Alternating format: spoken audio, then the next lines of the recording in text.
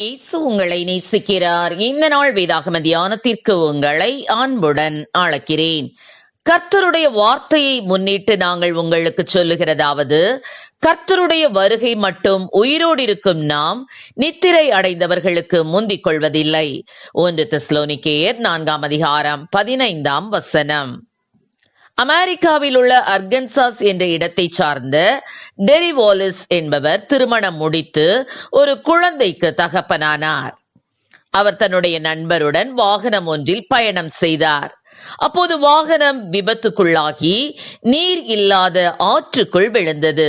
இந்த விபத்தில் டெரியின் நண்பர் மரித்துவிட்டார். டெரி அங்கு ஆற்றுப்படுகையின் மேல் குற்றுயிராக கிடந்தார்.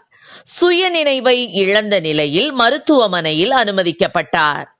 1 வருடம் கழிந்த பின் மிகவும் சிறிதளவு சுய நினைவு வந்தது. ஆனால் கண்கள் திறக்கவில்லை. தன்னை சுற்றி என்ன நடக்கிறது என்றும் தெரியவில்லை.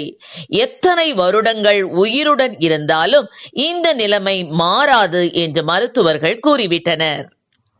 2003 ஆண்டு ஜூன் மாதம் 13 அதாவது விபத்து நடந்து 19 ஆண்டுகள் கழித்து கோமா நிலைமையிலிருந்து டெரி வாலிஸ் விழித்து பேச ஆரம்பித்தார்.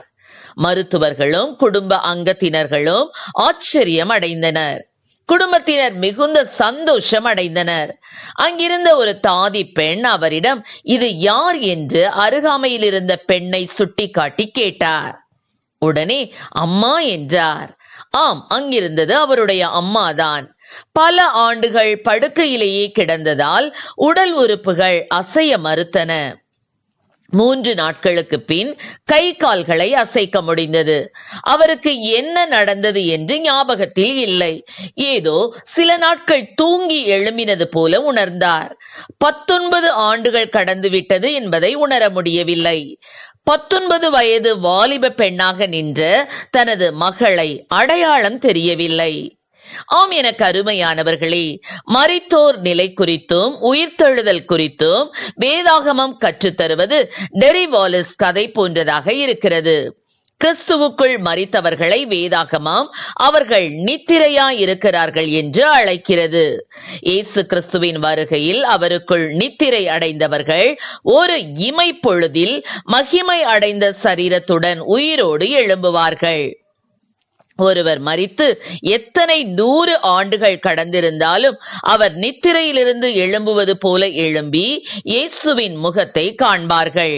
எனவே கிறிஸ்துவுக்குள் மரித்தவர்களுக்கு 1000 ஆண்டுகள் கடந்திருந்தாலும் கிறிஸ்துவின் வருகை என்பது அடுத்த நிமிடம்தான். அதற்கிடையில் அவர்களுக்கு என்ன நடக்கிறது என்று அவர்களுக்கு தெரியாது. மற்றவர்களுக்கு என்ன நடக்கிறது என்றும் அவர்களுக்கு தெரியாது. பாரம்பரியமாக மரித்தவர்களின் நாளன்று கல்லறைக்கு சென்று ஜெபித்து விட்டு வருபவர்களும் இருக்கிறார்கள். வேதாகமத்தில் உயிரோடு இருக்கிறவர்கள் தாங்கள் மரிப்பதை அறிவார்களே, மரித்தவர்கள் ஒன்றும் அறியார்கள், இனி அவர்களுக்கு ஒரு பலனும் இல்லை, அவர்கள் பேர் முதலாய் மறக்கப்பட்டிருக்கிறது என்று பார்க்கிறோம். அவர்களுடைய பெயர் முதலாய் மறக்கப்பட்டிருக்கிறது. அவர்கள் ஒன்றும் அறியார்கள். கிறிஸ்துவுக்குள் மரித்தவர்கள் கர்த்தருடைய வருகையில் முதலாவது எழுந்திருப்பார்கள். அவர்கள் டெரி வாலிஸ் எப்படி கோமாவிலிருந்து எழுந்தது போல அவர்களுடைய மரண நித்திரையிலிருந்து எழுந்திருப்பார்கள். பிறகு உயிரோடு இருக்கும் நாமும் அவரோடு கூட எடுத்துக் கொள்ளப்படுவோம். அதற்கு நாம் ஆயத்தமாக இருக்கிறோமா? கர்த்தர் சீக்கிரமாய் வரப்போகிறார். கர்த்தர் தாமே நம்மை ஆசீர்வதிப்பாராக. ஆமென். ஜெபம். எங்களை அதிகமாய் நேசித்து நடத்துகிறேன் அன்பின் பரலோக பிதாவே, அப்பா, கிறிஸ்துவின் வருகைக்காக ஆண்டவரே நாங்கள் அப்பா இது நோக்கி காத்திருக்கக்கூடிய கிருபைகளை என் தேவனீர் எங்களுக்கு கொடுப்பீராக. ராஜா ஸ்தோத்திரம் ஆண்டவரே. அப்பா ஸ்தோத்திரம். ஒவ்வொரு நாளும் ஆண்டவரே ஸ்தோத்திர ஆண்டவரே, கர்த்தரின் வருகைக்கான அடையாளங்கள் நிறைவேறி கொண்டிருப்பதை அறிந்து கர்த்தாவே ஸ்தோத்திரம் ஆண்டவரே ஸ்தோத்திர ராஜா. ஆண்டவரே உமக்குள்ளே கர்த்தாவே ஸ்தோத்திர நாங்கள் திடன் கொண்டு அப்பா வருகைக்காக காத்திருக்கக்கூடிய கிருபைகளை கொடும், ஆசீர்வதியும். இயேசுவின் நாமத்திலே ஜெபிக்கிறோம் நல்ல பிதாவே. ஆமென்.